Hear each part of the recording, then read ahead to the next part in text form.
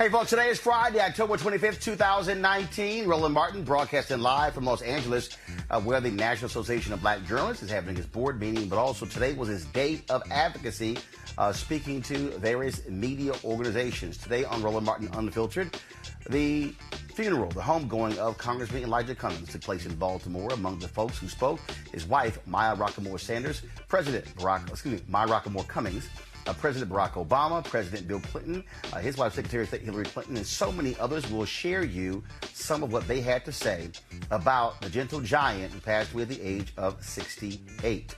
Also on today's show, folks, a criminal justice reform took place at Benedict College in South Carolina.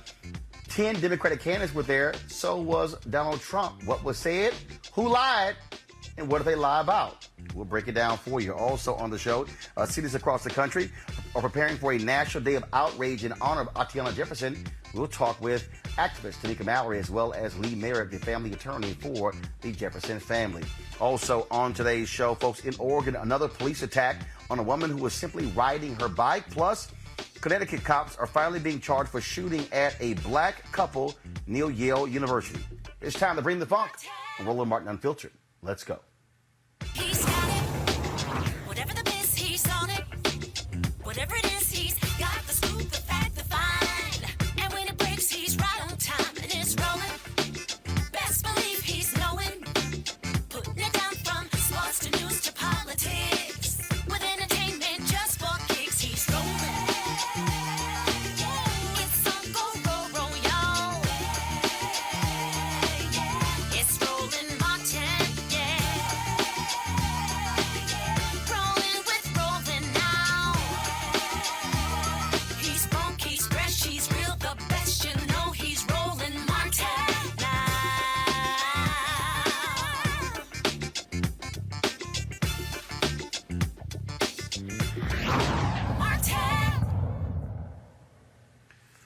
Thousands of people were in attendance today at the homegoing service for Congressman Elijah Cummings in Baltimore. Many folks spoke there, including two former presidents, a former Secretary of State, as well as so many others about the man who, of course, died at the age of 68. He was over the House Oversight Committee, someone who was committed to his cause, to his people, as well as to his family. Here is a look at some of what took place today in Baltimore. There's one thing you do not know about Congressman Cummings. He was a man of soul and spirit. He felt very deeply. He was very empathetic. It was one of his greatest gifts.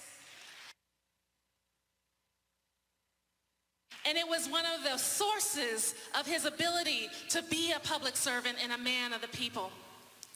And so with that, to have the week's activities basically be laid out in such a glorious way, to be a tribute to the great man that he was, to the great legacy that he left, to be the first African American congressman to ever lie in state in the U.S. Capitol.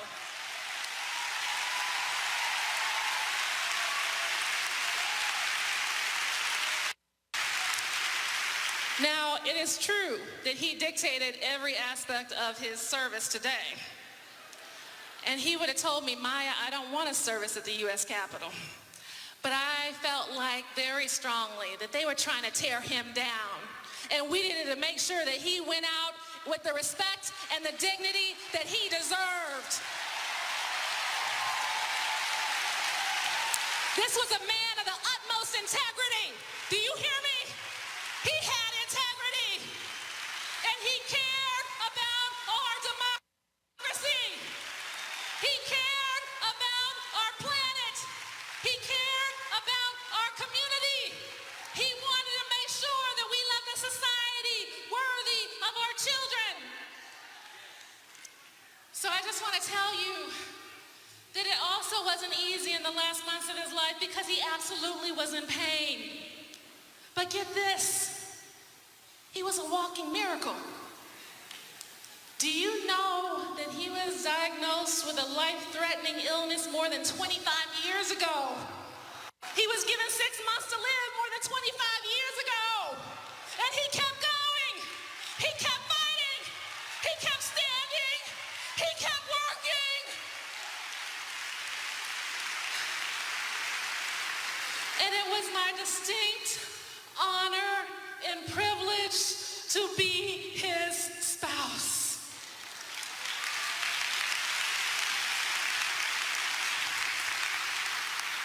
Just 2 days before he died, he was in a lot of pain. He could no longer walk. And he kept saying, I'm tired. I'm ready to go. And so the wonderful world-class staff at the Johns Hopkins Hospital, at the Johns Hopkins University, they came in and they said that we wanted to give him sunshine therapy. And so they rolled his entire medical bed out of the room into the 14th floor, the rooftop of Johns Hopkins Hospital, where they land the helicopters for life-threatening situations. And we rolled out, and it was a glorious, and it was a beautiful day, with light everywhere. The sun was shining, and it was just absolutely glorious. It was God's day. And he looked out over the inner harbor, Harbor East. He looked toward South Baltimore, his beloved South Baltimore, where he grew up in his early years. He looked toward the downtown, and he looked toward the west side, and he said, boy, have I come a long way.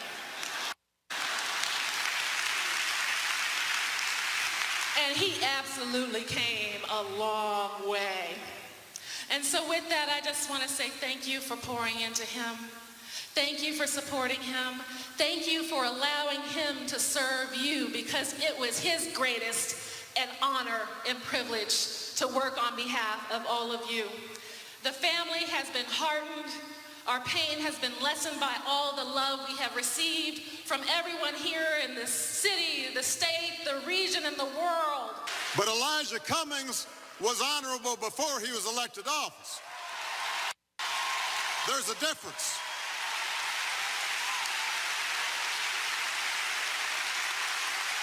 There's a difference if you were honorable and treated others honorably outside the limelight, on the side of a road, in a quiet moment, counseling somebody you work with, letting your daughters know you love them. You know, as president, I knew I could always count on Elijah being honorable and doing the right thing. And people have talked about his voice. There is something about his voice that just made you feel better. You know, there's some people, they have that deep baritone, a prophetic voice. And when it was good times and we achieved victories together, that voice and that laugh was a gift. But you needed it more during the tough times, when the path ahead looked crooked, when obstacles abounded, when I entertained doubts, or I saw those who were in the fight start to waver. That's when Elijah's voice mattered most. And more than once during my presidency,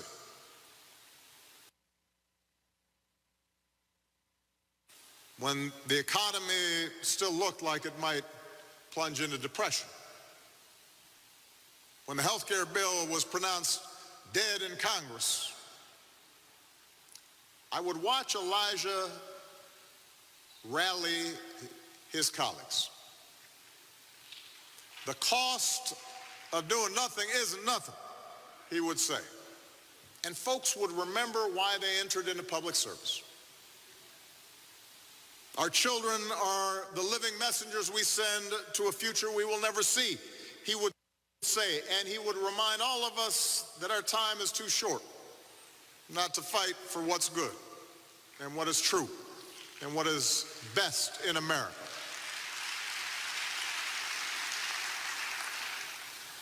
200 years to 300 years from now, he would say, people will look back at this moment and they will ask the question, what did you do? And hearing him, we would be reminded that it falls upon each of us to give voice to the voiceless and comfort to the sick, an opportunity to those not born to it, and to preserve and nurture our democracy. Elijah Cummings was a man of noble and good heart. His parents and his faith planted the seeds of hope and love and compassion and righteousness in that good soil of his. He has harvested all the crop that he could. For the Lord has now called Elijah home to give his humble, faithful servant rest. And it now falls on us to continue his work, so that other young boys and girls in Baltimore, across Maryland, across the United States, and around the world might too have a chance to grow and to flourish. That's how we will honor him. That's how we will remember him. That's what he would hope for. May God bless the memory of the very honorable Elijah Cummings. And may God bless this city and this state and this nation that he loved. God bless you. Thank you. All right, folks, stirring tributes to Congressman Elijah Cummings today. Joining us right now, Dr. Nyambe Carter, Howard University Department of Political Science, Deontay Johnson, President, Black Conservative Federation, C.J. Jordan, CEO, Jordan Management Group, and also Michael Brown, former Vice Chair, DNC Finance Committee. Michael, I want to start with you. Certainly a powerful homegoing there.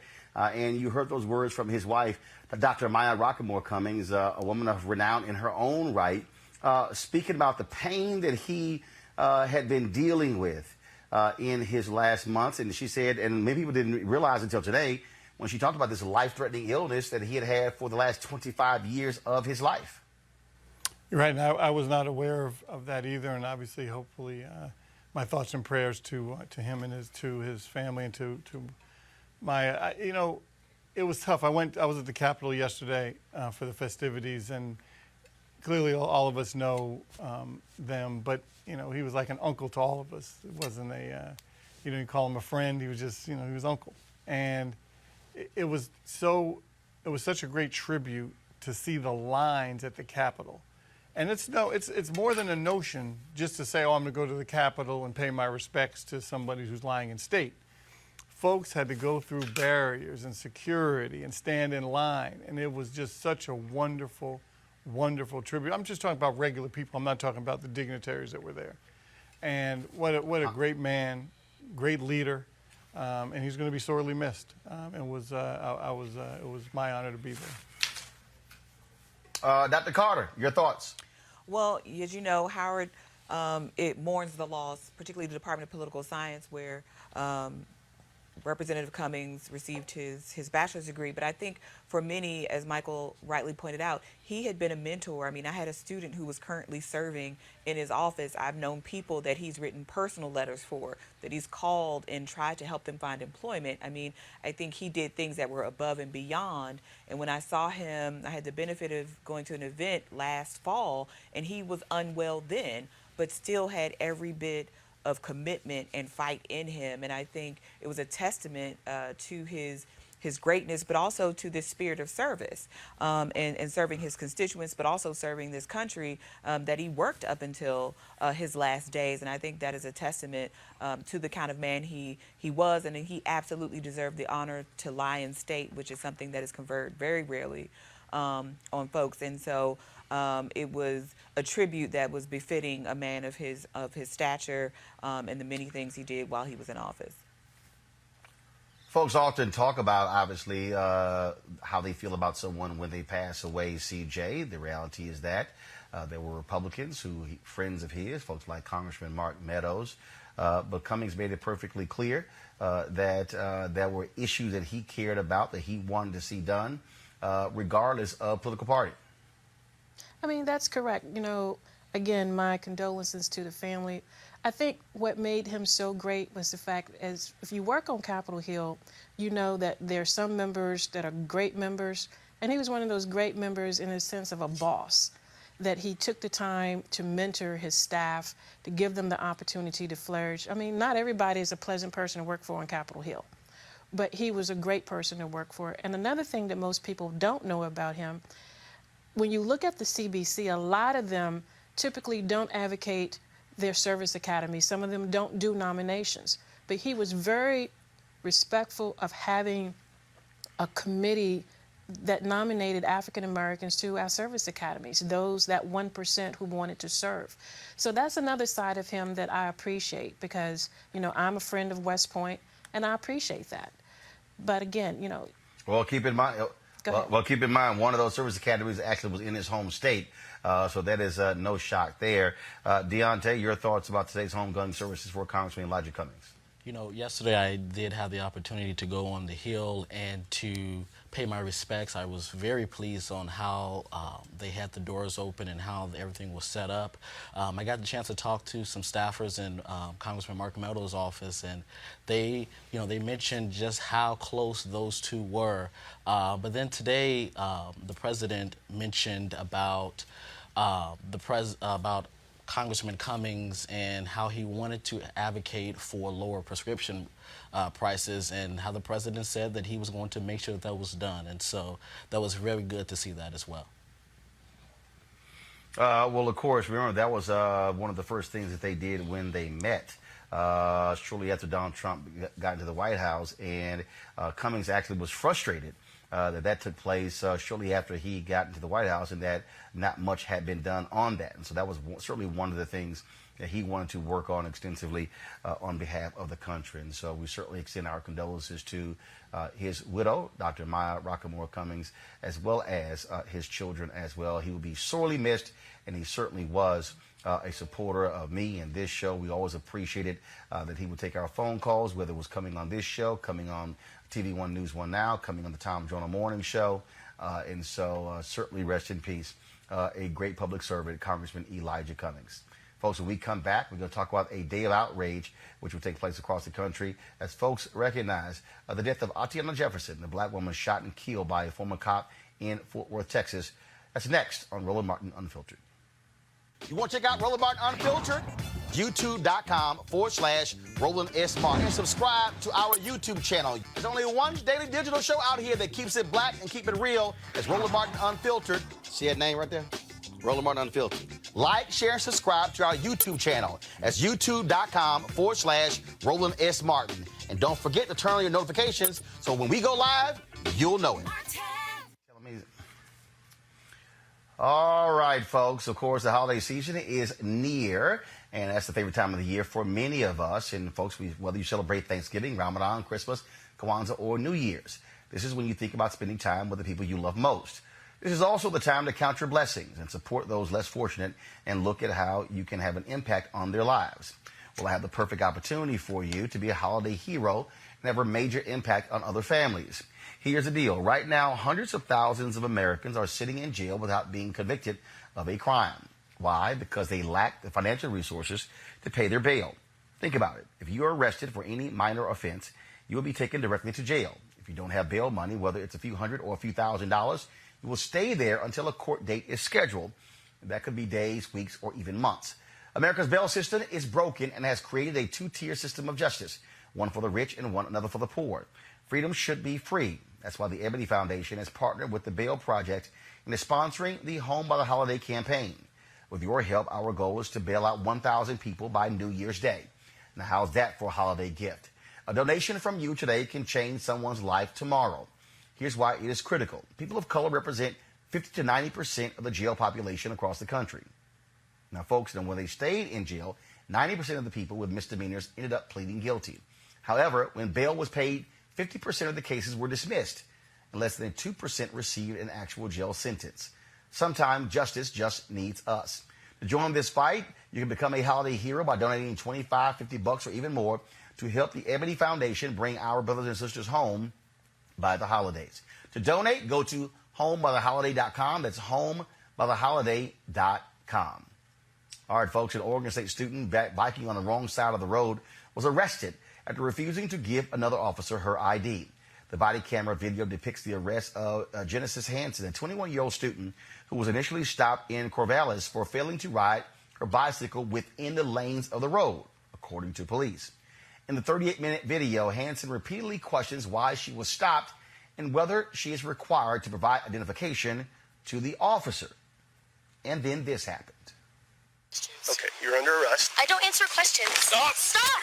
Stop! Stop! Stop! Okay, you're under arrest. 831, send us more. Stop. Hey, stop. Get back now! She's not complying. Can you please get off of Roll me? onto your stomach. Hey, I will comply. I need both of you to get off of me. That's not going to happen. Roll on your stomach. I need both of you to get off of me. Roll. I need you to get off of me. Roll on your stomach. I need you. I'm not moving. Roll I'm on not your stomach. moving. I'm not moving. I'm not moving. I'm not Place your moving. hand behind your back. I'm not moving. I'm not moving. They say I'm resisting. I'm not moving. Just stay still. You're fine. Stay still. All right. You're under arrest for interfering with a peace officer. You have the right to remain silent. Anything you say can and will be used against you in a court of law.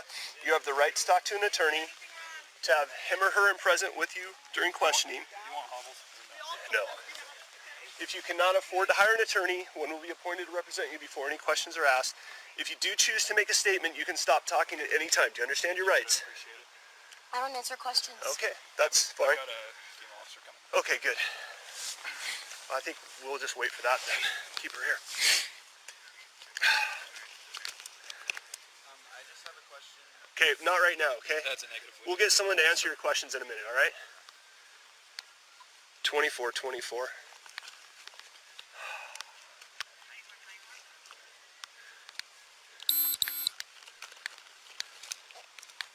Wow, this radio. 2424. One in custody for interfering with a peace officer.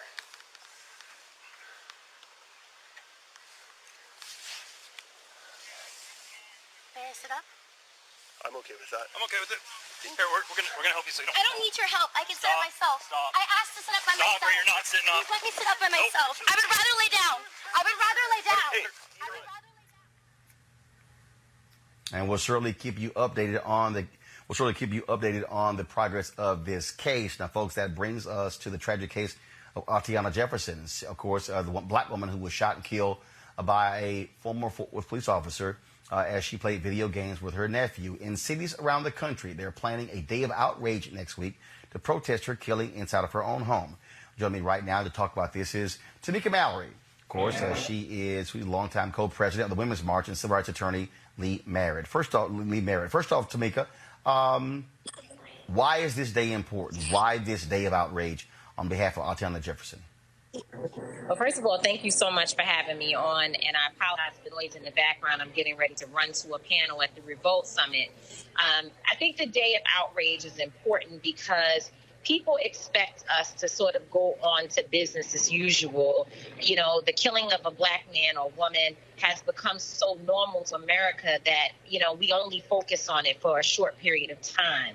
And when you have something, you know, when you have an arrest, as you had with Officer Dean or former Officer Dean, the man who murdered Atatiana, what happens with an arrest and him being charged is that people feel like there's some form of justice and they don't necessarily need to pay attention. But that couldn't be further than from the truth. We know, Roland, from being in this, obviously you longer than me, but me for 25 years, that the idea of justice is something that is a long struggle. It's something that we have to keep our eyes on the prize and be consistent and committed to for the long haul, because the system constantly rejects the idea of justice when it comes to black people, but particularly black women. And that is the larger point here. Even when fighting the case there in Fort Worth, which we are going to say and be a part of. But when we think about when Black women are killed by police officers or killed in any type of violent situation, we do not, this country does not treat it in the same way with the same type of outrage as we have with our fallen brothers like Mike Brown and Trayvon Martin and even young Tamir Rice, and the list goes on and on. We don't have the same amount of uprising. With Sandra Bland, we did, even though that situation was, really one that really hurt our people and hurt folks in general. And we believe that the justice in Sandra Bland's situation still has never really been realized. But we did not see a major uprising in the way that it should be. So for Atatiana Jefferson, we're not going to let that happen for her and for all the other women who've been killed, particularly at the hands of police brutality and police abuse. We will stand up and stand firm for Atatiana on Monday. And we're asking everyone, go to Until Freedom, that's UNTIL Freedom, on Instagram, on Facebook, wherever you, all social media platforms, and get the information that you need about where to connect with someone in your city. And it's not too late. If there's not a city that you can connect with, you can organize your own rally, 5:30 Eastern Standard Time, all across the country. These over 25 cities have signed up. All right, Tamika Merrill, I know you have to go to your panel. We surely appreciate you joining us. Thank you so very much. Thank you for having me, Roland. I want to go to Lee Merritt now. Lee, first of all, we know there was some drama there in Fort Worth when it came to the burial of Atatiana Jefferson. Did everything go smoothly with her funeral? It did. It was a beautiful service, and the family was able to come together. And I think it highlights the importance of this day of outrage is really to refocus the community on the common enemy, which is the system that is rampant with brutality and lack of accountability. And a lot of people were deeply engaged in this case until the family drama began to play out in the public, and a lot of people began to drift away. It is important that we take this moment and do what we can to change the culture of policing. This day of outrage, how does the family feel about the focus on the death of Atatiana Jefferson with these events? Well, the family is, and I can say both sides because we know that this is a family that has expressed sort of different views on some personal things, but both sides of the family are deeply committed to accountability, not only for this police officer, but accountability for the city of Fort Worth, the Fort Worth PD, and they realize that it exists in a greater conversation throughout the nation, that they are now, as is often said, a part of a fraternity or on an association with folks all around the country, a group that no one has ever asked to be a part of, but who have lost loved ones to police brutality, that 1,100 people a year who suffer from the loss of a loved one as a result of brutality, making our country one of the deadliest for police brutality in the modern world. So Atatiana's family are focused, and they're hoping that the world will be focused on a just outcome in this case and a change in policing in general. All right. Well, Lee Merritt, we really appreciate you joining us. Thank you so very much. Thank you. I'm going to go to our panel here. I want to start with you, CJ. And we talk about this day of outrage. But this case speaks to horrible training. It speaks to bad policing. And I think such days are important because we have to question exactly what is happening with these cops. There is no reason this woman should have been shot and killed in her own home with cops and essentially sneaking around her home, not even identifying themselves. Well, I think it is a tragic situation that took place. I think there needs to be more police accountability around training, but it's also in a tough spot as well. You know, I do have members of my family that served, and it's that unknown factor when you go into a situation.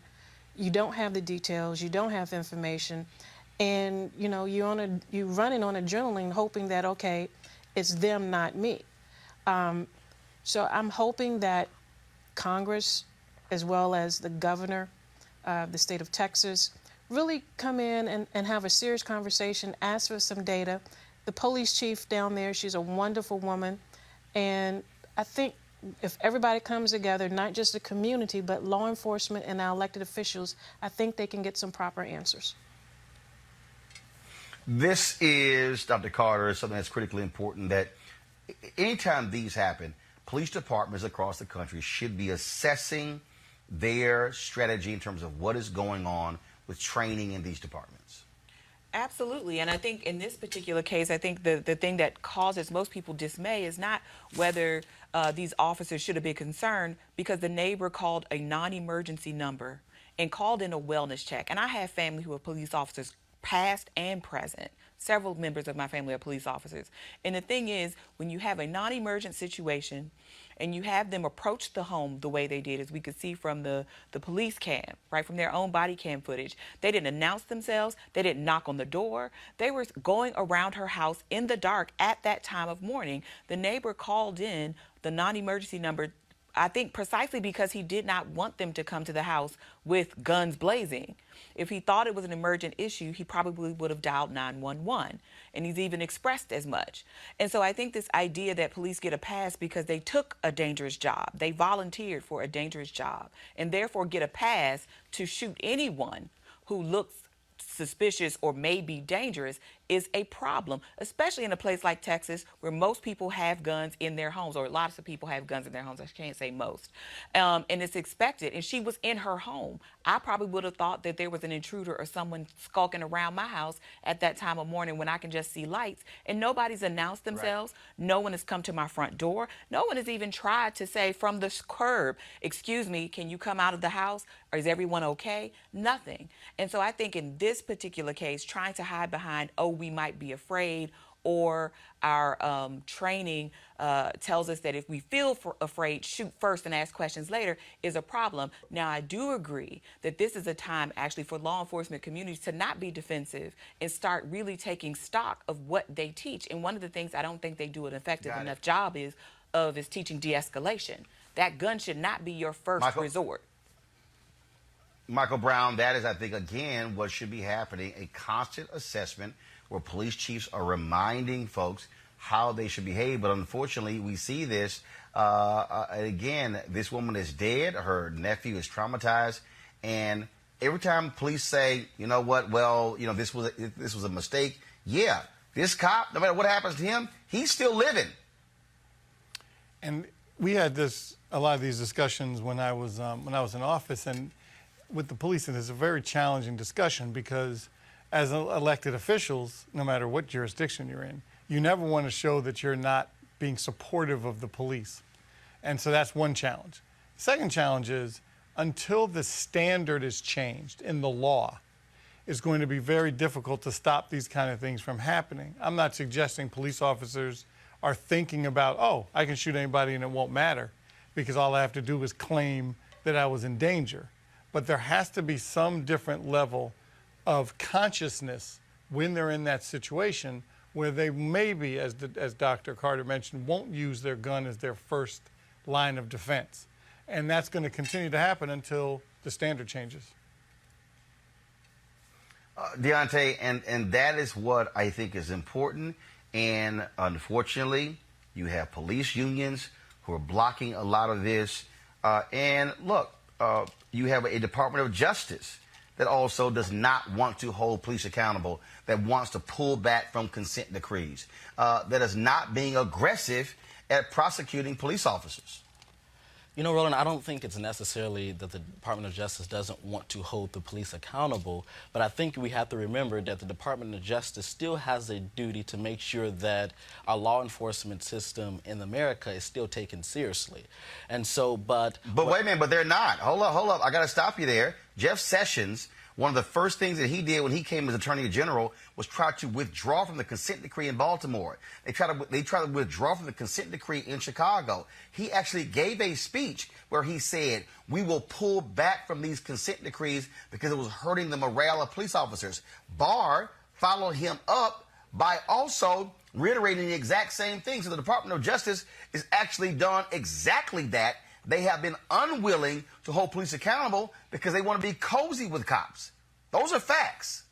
I mean, it's not necessarily being cozy with cops. It's necessarily making sure that they remain leaders in our community and making sure that people realize that the cops still have a job to do. Now, yes, there does need to be a reform. But DOJ isn't.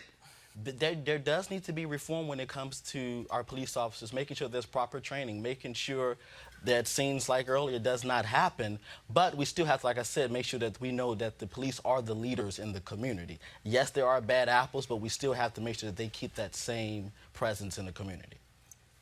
No, I will say this here. The police are not the leaders in the community. The leaders in the community are the elected officials and the police commissioner or the police chief who's over them.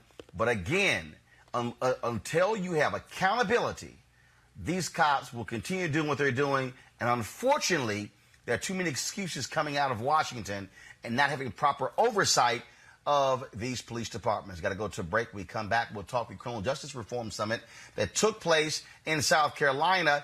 Top 10 Democrat candidates were there. Donald Trump was there. We'll show you what they had to say next. Roland Martin Unfiltered. You want to check out Roland Martin Unfiltered? YouTube.com/Roland S. Martin. And subscribe to our YouTube channel. There's only one daily digital show out here that keeps it black and keep it real. It's Roland Martin Unfiltered. See that name right there? Roland Martin Unfiltered. Like, share, and subscribe to our YouTube channel. That's youtube.com/Roland S. Martin. And don't forget to turn on your notifications so when we go live, you'll know it.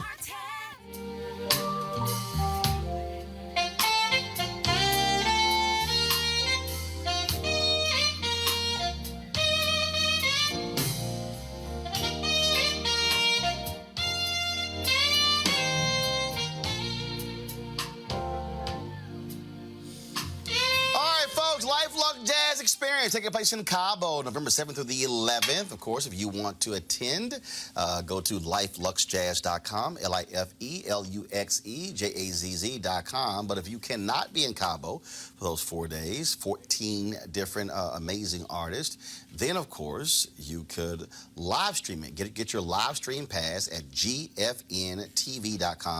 That's gfntv.com. As I said, amazing artists, Gerald Albright, Alice Bouillon, Kirk Whalum, Donna McClurkin, Shalia, Roy Ayers. Man, it's going to be an unbelievable 3-day extravaganza. And so look forward to you participating. And again, get your live streaming pass to cover those 3 days, all 14 concerts. You'll be able to watch right here on your phone, on your iPad, computer. Does not matter. Go to gfntv.com. That's gfntv.com to get your live stream pass. All right, folks, today in South Carolina was the 2019 Second Step Presidential Justice Forum. Well, the top 10 Democratic candidates were there, as well as Donald Trump, who delivered the keynote address. It took place at Benedict College in Columbia, South Carolina. This has been going on for quite some time. And so here is an excerpt of what was said today. And I'm very proud of being involved with criminal justice reform and getting it done, getting it passed. And we had a lot of votes that normally wouldn't have gone that way. And they really, they were pushing me, some of them, at the end. And we have some of the folks here, Tim Scott, Lindsay, they're here, but I'm going to introduce them in a little while. But we had tremendous help. This was a bipartisan bill. We had a lot of support on both sides.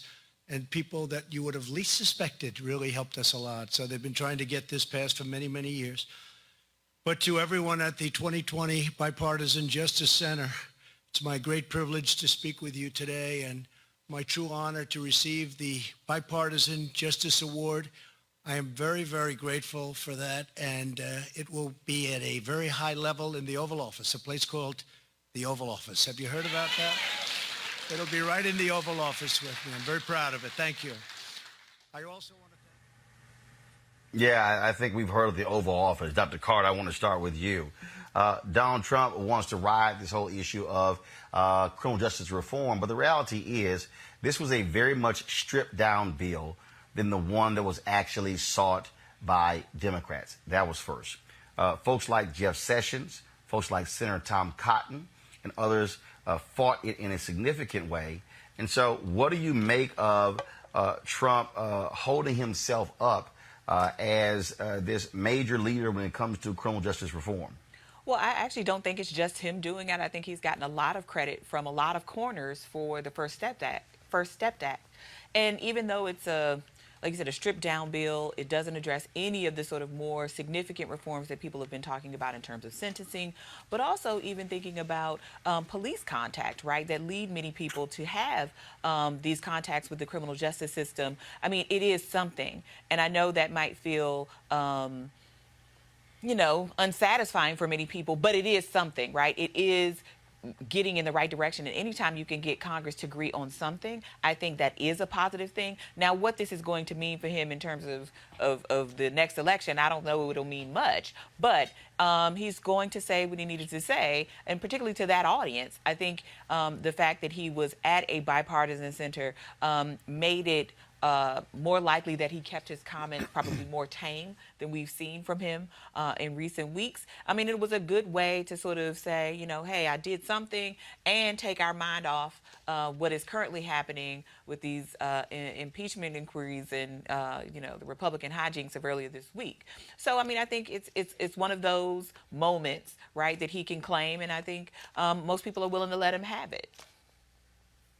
Michael, the reality is when you talk about it was called the First Step Act, which means will there be a second step? Will there be a third step?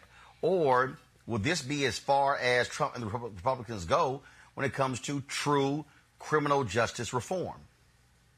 I know Dr. Carter just mentioned it, and Roland, you know where I am on this because we've had this discussion. And I guess we can appreciate the First Step Act, even if it was stripped down, and you got to start somewhere.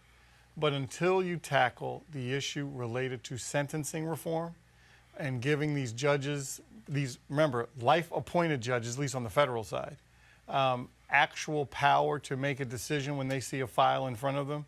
If somebody, for example, has a small bag of weed or a small bag of something, and they get sentenced to 10 years, the judge should be able, in a sentencing guidelines, a judge should be able to say, you know what, it doesn't make any sense on this one, but if I see you back in the courtroom, then you're going to have some problems. Give the judges some discretion. They're there for lifetime appointments. They clearly have credentials to understand what the law is and then to look at a situation. Now, they get the file, and they have to adjust relative to what the guidelines say. And until that is fixed, yes, first step is important, but we got a long, long way to go. In the sentencing reform, that's where the battles will happen. Because obviously for the hawks, obviously related to the hawks for criminal justice who like sending people to prison, they're going to fight it, and clearly other communities are not.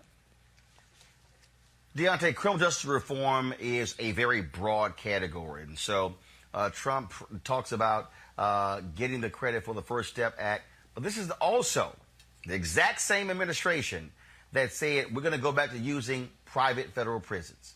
This is the exact same administration where Jeff Sessions, followed by Barr, said they were rescinding the order of Attorney General Eric Holder, where he said that U.S. attorneys did not have to prosecute people to the highest level, to have far more discretion, that they would actually could advance in their careers without having to say, I got the most years in prison.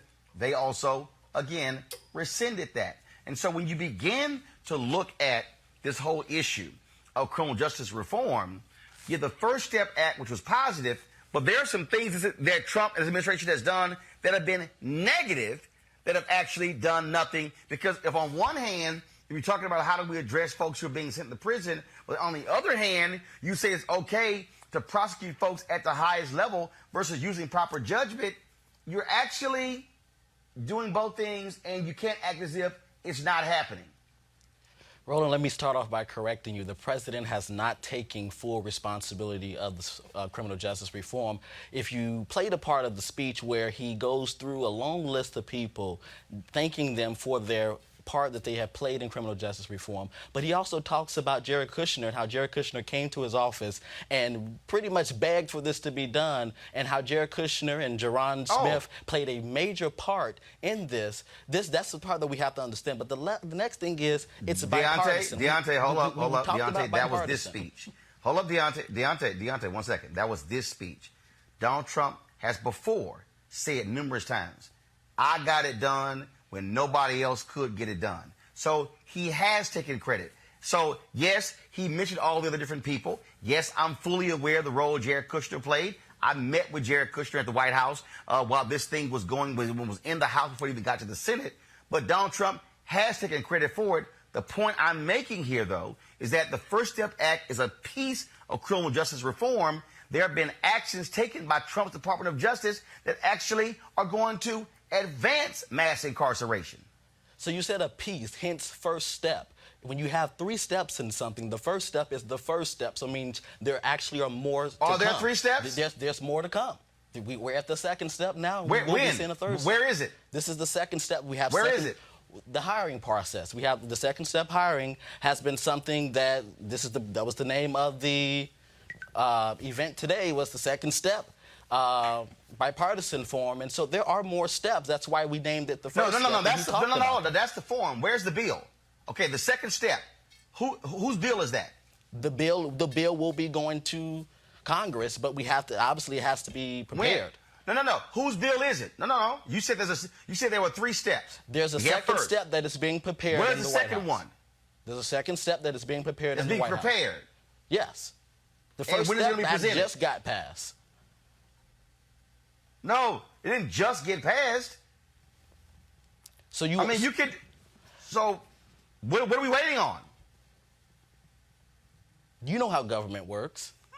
You know how government works. You can't pass 3 steps in 1 year. But if you want to hold yourself up as being the one who got it done, I'm saying, where's the second step? What was the first step in I'm still Obama's waiting. administration? I was wondering where that would come. What was the first step in Obama's administration? The first step in the Obama administration was to actually do a review of the people who are actually in prison. Reviewed for 8 years. One second, I'm not done.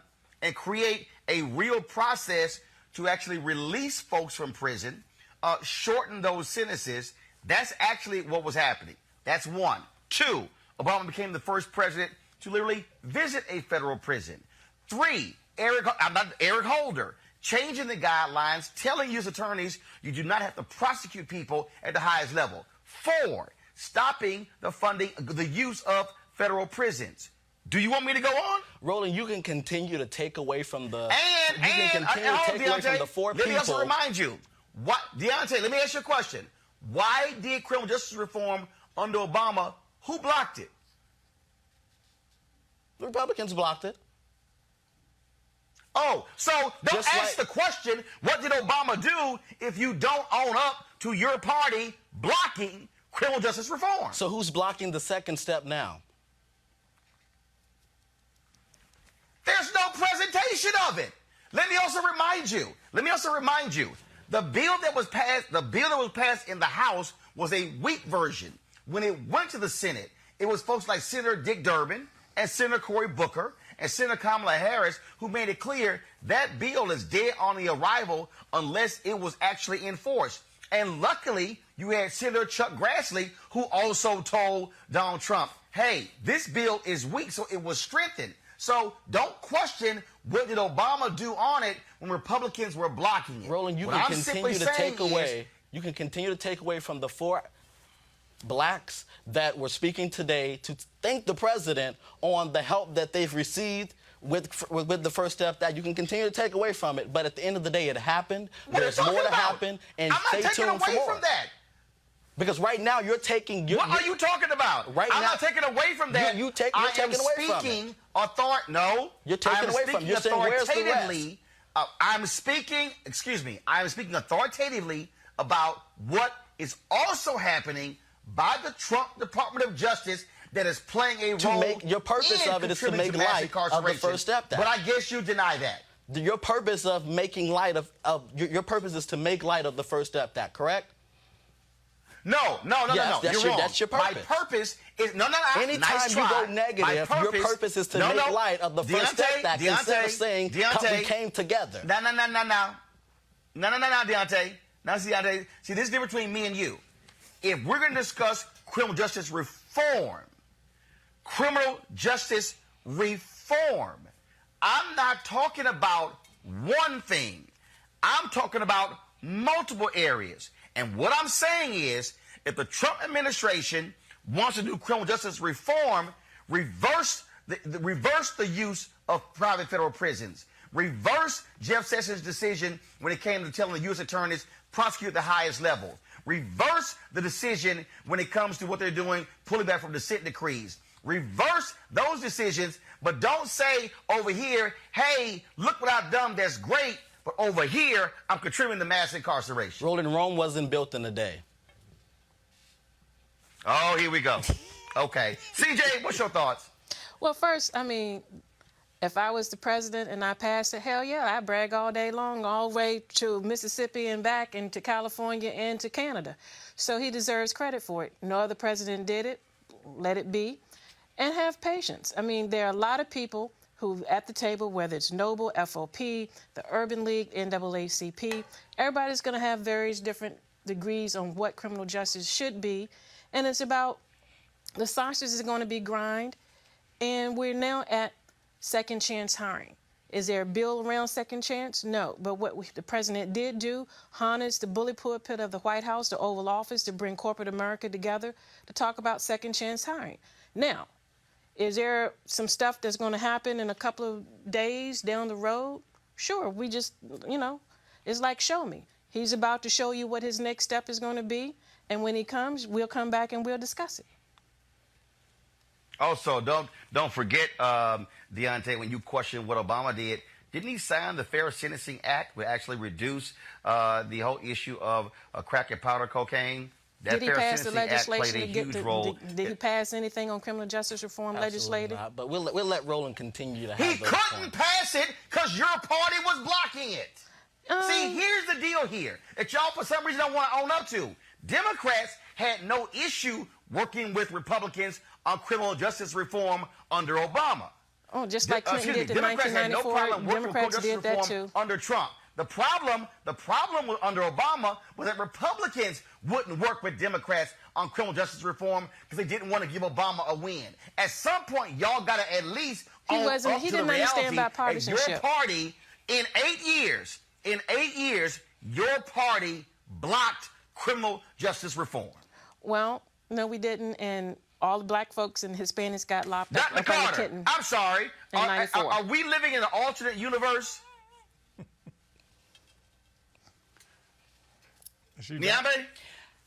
I mean, I think this is a conversation that'll go nowhere, right? You all will never agree, but I will say this. Look, Black and brown communities have been over-policed for a very long time, and that's regardless of who has been in the Oval Office.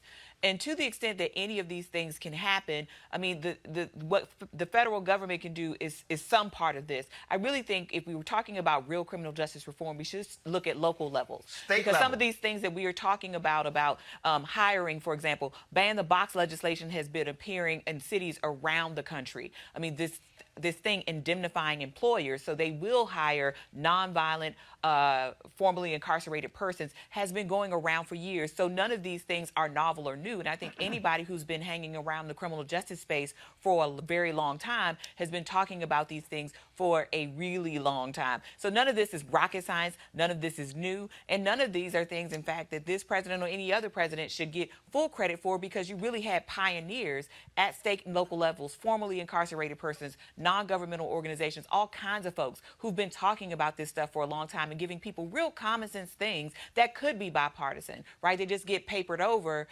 because we like the politics of it all, right? And not thinking about the fact that these are real people's real lives. And so anything that we can do to lessen the burden on some of our most vulnerable citizens are always things that should not be political. Well, again, if people want to be serious about this, let's do it. But Michael made the most important point there, and that is, and let's be clear, in the First Step Act, Republicans fought sentencing reform. That was one of the biggest issues. And so let's see what actually takes place in that. Got to go to a break. We come back, an update, another story that we've been covering back on Roland Martin Unfiltered in a moment.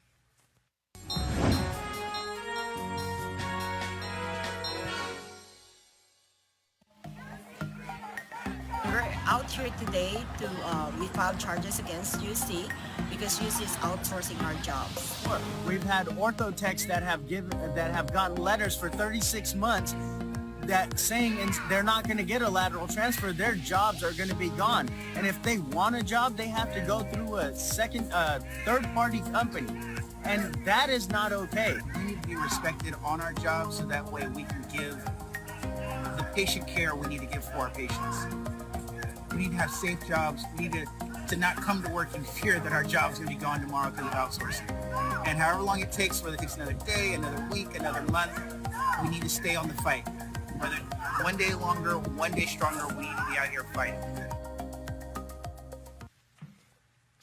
All right, folks, we certainly want to thank Ashley for being a supporter of this show. I am here in Los Angeles for the National Association of Black Journalists board meeting. We also have been meeting with various media companies talking about diversity and inclusion. And one of the things that we have made perfectly clear is that we are going to hold these media companies accountable. We are 24 years away from America becoming a nation that is majority people of color.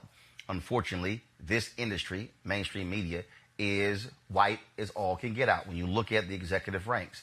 The fact of the matter is, in the history of this industry, you have never had an African American who has been head of a major media organization. What I mean by that is, you've never had an African American who's been the president of ABC News, of NBC News, of CBS News, of CNN, of Fox News, of MSNBC, and we can go on and on and on.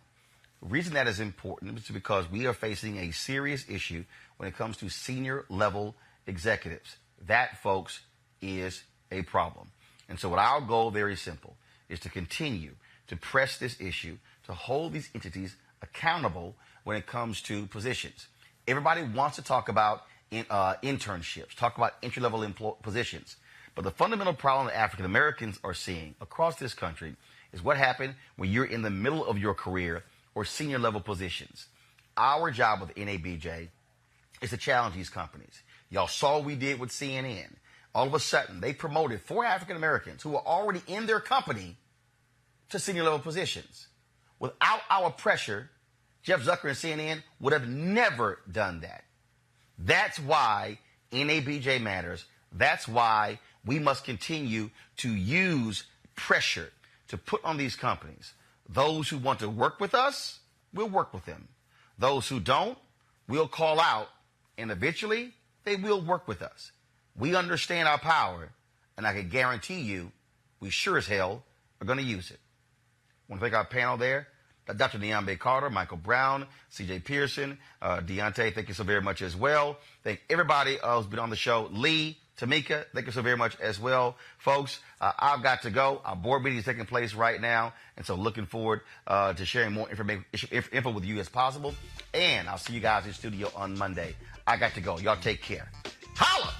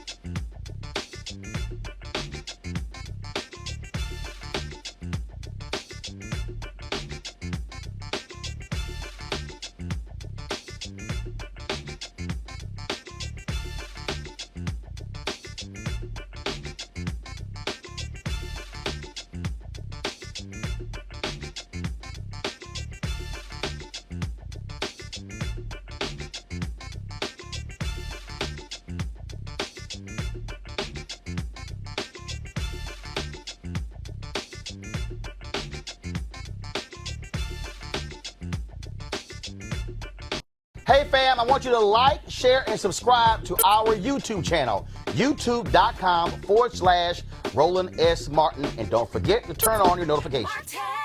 You want to support Roland Martin Unfiltered? Be sure to join our Bring the Funk fan club. Every dollar that you give to us supports our daily digital show. There's only one daily digital show out here that keeps it black and keep it real as Roland Martin Unfiltered. Support the Roland Martin Unfiltered daily digital show by going to RolandMartinUnfiltered.com.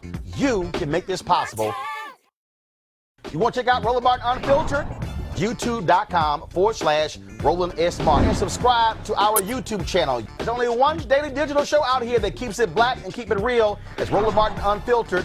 See that name right there? Roland Martin Unfiltered. Like, share, and subscribe to our YouTube channel. That's youtube.com/Roland S. Martin. And don't forget to turn on your notifications so when we go live, you'll know it. You want to support Roland Martin Unfiltered? Be sure to join our Bring the Funk fan club. Every dollar that you give to us supports our daily digital show. There's only one daily digital show out here that keeps it black and keep it real as Roland Martin Unfiltered. Support the Roland Martin Unfiltered daily digital show by going to RolandMartinUnfiltered.com. Our goal is to get 20,000 of our fans contributing $50 each for the whole year. You can make this possible. RolandMartinUnfiltered.com. Hey everybody, this is Sherry Shepherd. You're watching Roland Martin Unfiltered, and while he's doing Unfiltered, I'm practicing the wobble. Yes, I am. Because Roland Martin's the one, he will do it backwards, he will do it on the side. He messes everybody up when he gets into the wobble, because he doesn't know how to do it, so he does it backwards. And it just messes me up every single time. So I'm working on it. I got it. You got Roland Martin. Hi, my name is LaToya Luckett, and you're watching Roland Martin Unfiltered. What's going on, everybody? It's your boy Mac Wiles, and you are watching Roland Martin Unfiltered. What's up, y'all? It's Ryan Destiny, and you're watching Roland Martin Unfiltered. What up, Lana Well, and you are watching Roland Martin Unfiltered.